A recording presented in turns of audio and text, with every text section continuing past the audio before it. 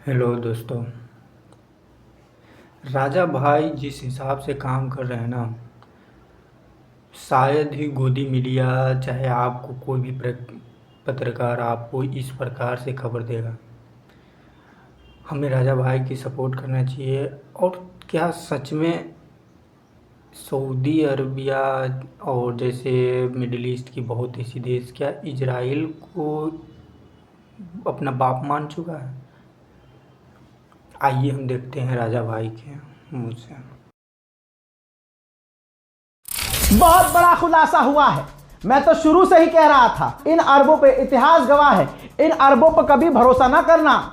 एक वक्त के लिए सुअर मान लो, मैं दीनी हिसाब से नहीं कह रहा हूं, ये मेरे दिल में जो है वो कह रहा हूं। एक बार ये मान लो कि सुअर पाक हो जाएगा, लेकिन ये अरब सुधर जाएंगे, इनका खून साफ हो जाएगा।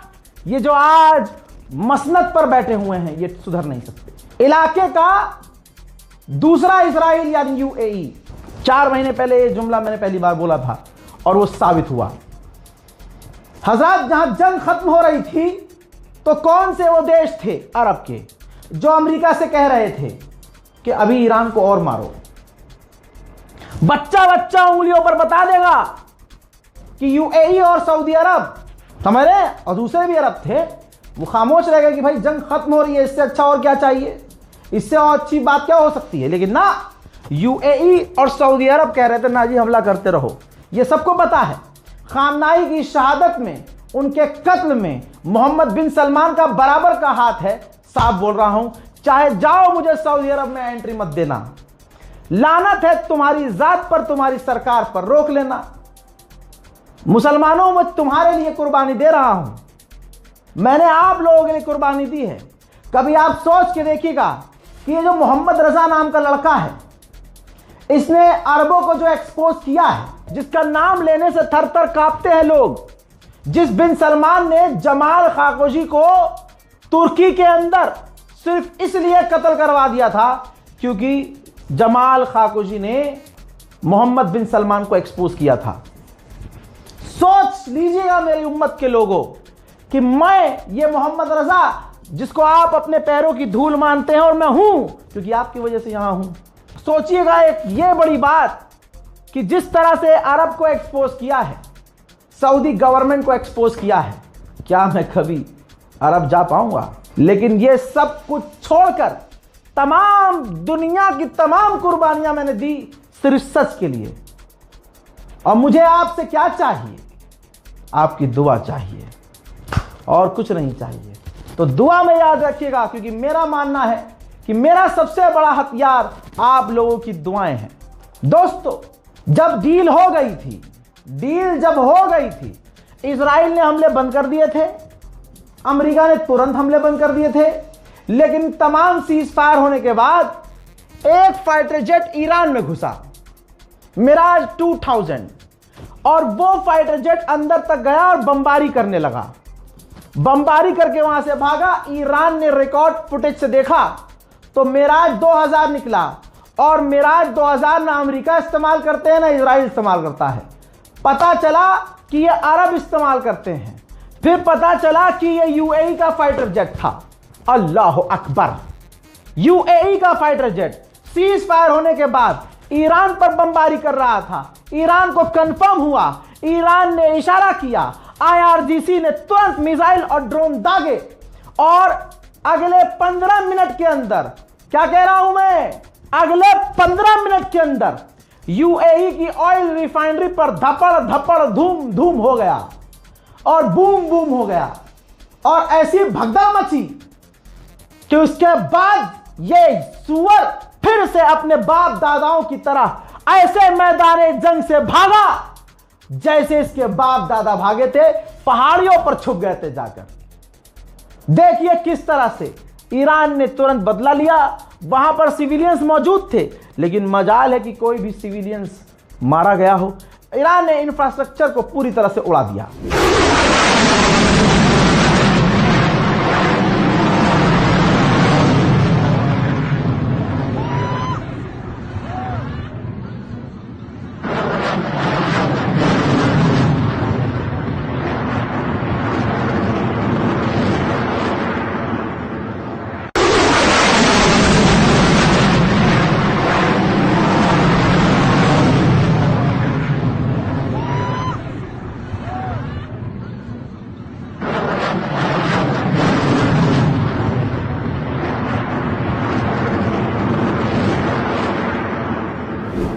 आप कहेंगे भाई क्या पता कोई और हो, नहीं, ये लीजिए सबूत।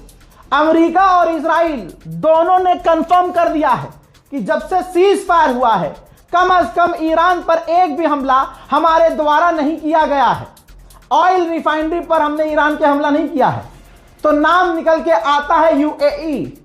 तो ऐ मुसलमानों, ऐ उम्मत के लोगों, ऐ प्यारे नबी के चाहने वालों, ये है आपका पसंदीदा यूएई। मेरे दोस्तों, उधर जब ईरान ने यूएई को पेल दिया तो यूएई शांत हो गया और स्टेटमेंट जारी कर दिया कि हम सीज फायर को फॉलो कर रहे हैं और ईरान से कहना चाहते हैं कि ईरान अपना आतंकी हमला बंद करे और स्ट्रेट ऑफ हॉर्मुज खोल दे। भाई ईरान तो बाद में बयान देगा, मैं पहले बोल रहा हूं। हालांकि मेरी कोई औकात नहीं है, ना मेरे पास कोई डेजिग्नेशन है, लेकिन मैं उम्मत के लिए बोलता हूं, तो मैं उम्मत की तरफ से तुम्हें कह रहा हूं, ना ईरान स्ट्रेट ऑफ हॉर्मुज खोलेगा, स्ट्रेट ऑफ हॉर्मुज आजाद नहीं करेगा। और ईरान ने कोई आतंकी हमला नहीं किया था, तुमने हमला किया तो पलट कर जवाब दिया। तुमने काफिर को, तुमने दीन के दुश्मन को अपने यहां किराए पर जमीन दी, तो उस जमीन पर ईरान ने हमला किया। और आगे तुम्हें कोई शक हो, शुबा हो, तो तुम एक बार और ईरान पर हमला करके देख लेना। तुमने अपनी मां का दूध पिया है, पूरे अरब में किसी ने अपनी मां का दूध पिया है जो सच में उसकी मां थी अगर उसने अपनी मां का दूध पिया है तो एक बार बिस्मिल्लाह करके देखना, एक बार ईरान की तरफ करके देखना, फिर ईरान करेगा धपाधुप धपाधुप। गजब बेइज्जती है।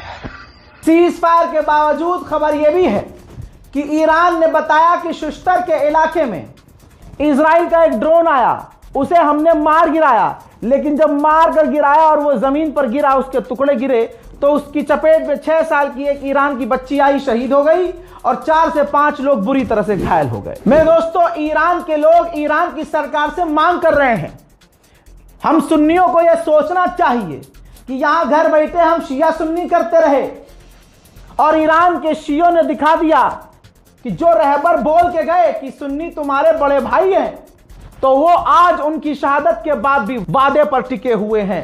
इसे कहते हैं सुप्रीम लीडर की बात, पत्थर की लकीर। ईरान में प्रदर्शन हो रहा है मेरी जान, और ईरान की आवाम कह रही है कि लेबनान के बिना कोई सीज फायर नहीं होगा। लेबनान के बिना सीज फायर धोखा है, इस्लाम को धोखा है। अपनी ही सरकार की आलोचना कर रहे हैं ना लोग, ईरान के लोग क्या कह रहे हैं कि ना सीज फायर होगा तो लेबनान के साथ होगा, और यही बात शुरू से ही ईरान के ऑफिशियल्स कह रहे हैं, सीज फायर होगा तो लेबनान के साथ होगा। देखिए प्रदर्शन।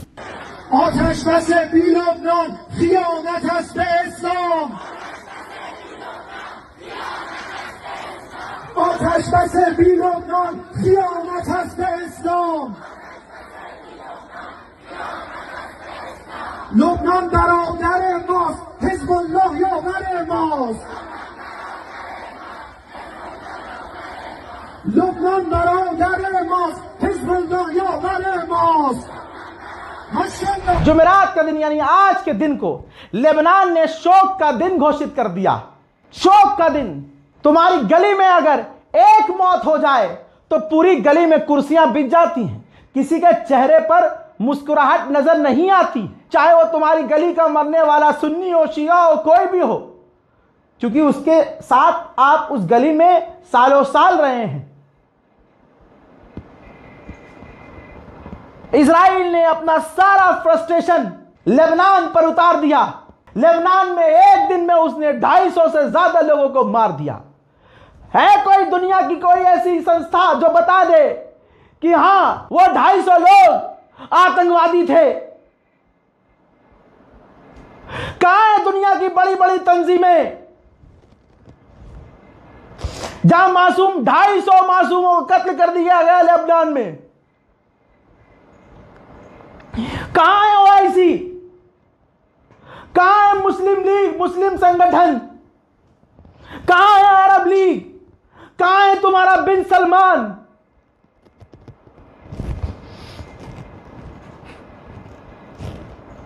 मेरा क्या वास्ता उन लेबनान के लोगों से? इंसानियत का है रिश्ता बस मेरा। जालिम जुल्म कर रहा है। अरे लानत है उन लोगों पर जो अभी भी शिया सुन्नी कर रहे हैं। है कोई संगठन जो इंसानियत की बात करे? कहां गई वो मानवता वाली तंजीमें तमाम? वो कहां है यूएन?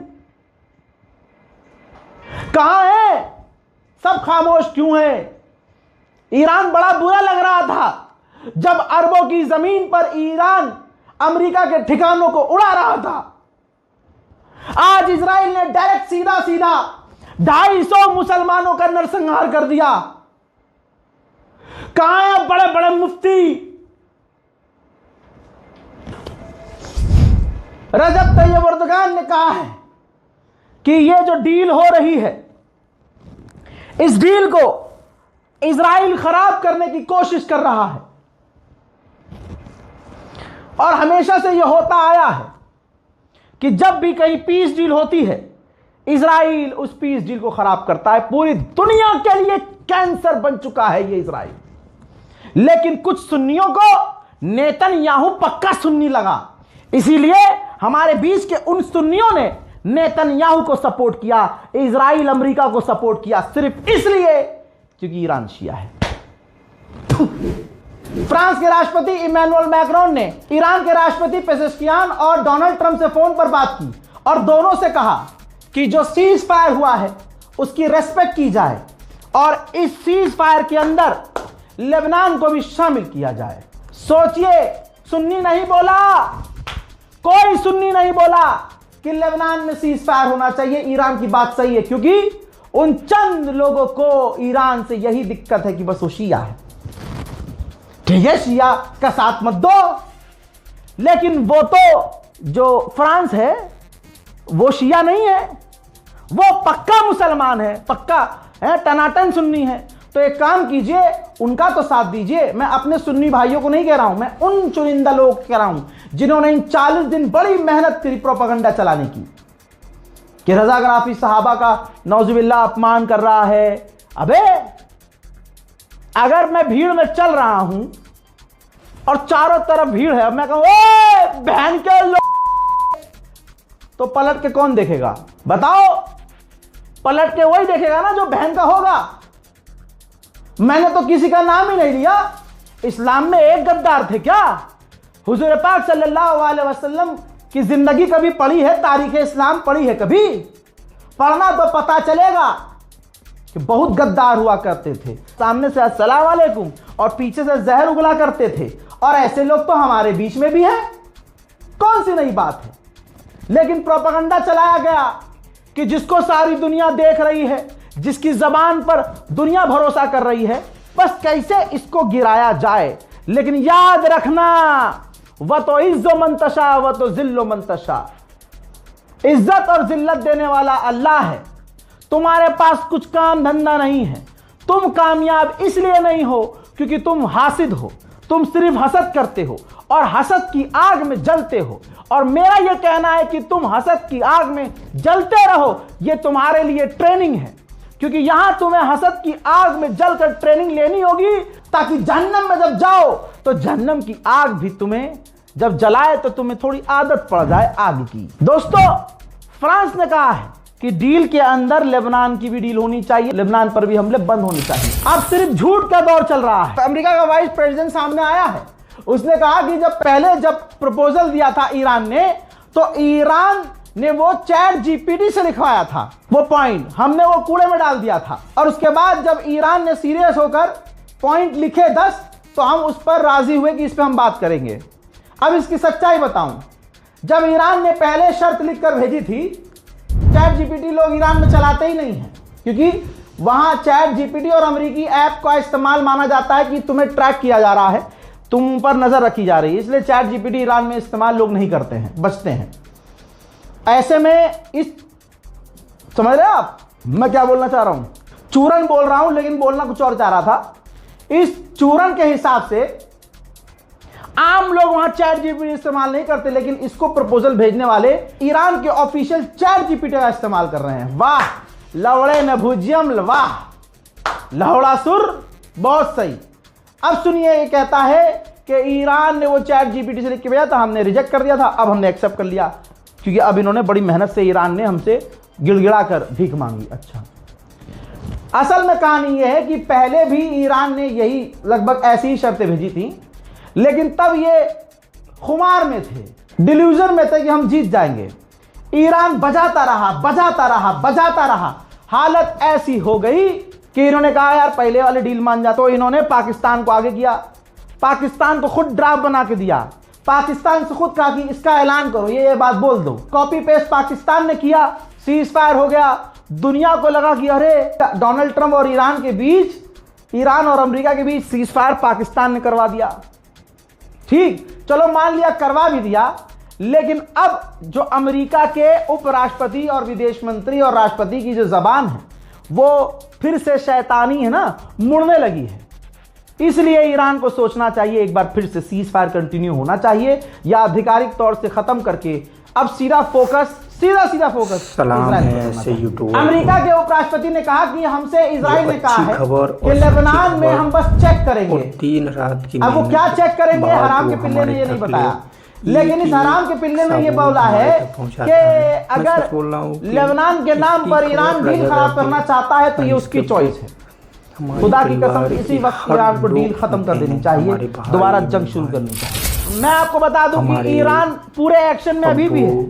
ईरान के समर्थकों से अपील है मेरी कि हिम्मत ना, सारे लोग इसकी खबर और हमेशा इसकी सलाम है मेरे राजा ग्राफी भाई को, राजा भाई को, जो इतनी मेहनत कर रहे हैं और सच्ची खबर लोगों तक पहुंचा रहे हैं। सलाम है ऐसे में, और हमें सपोर्ट करना चाहिए और साथ खड़ा होना चाहिए। हाँ, और बात रह गई शिया सुन्नी की,